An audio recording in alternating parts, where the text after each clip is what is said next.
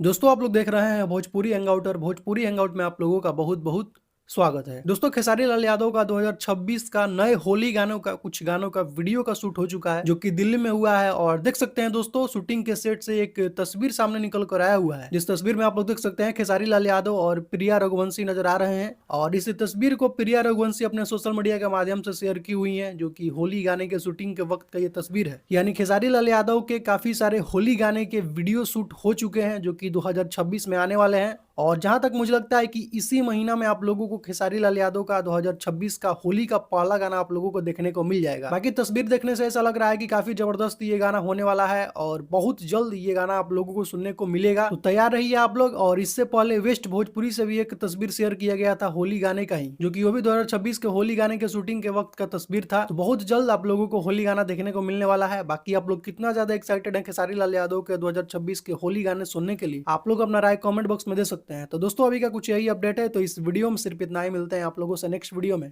Thank you so much.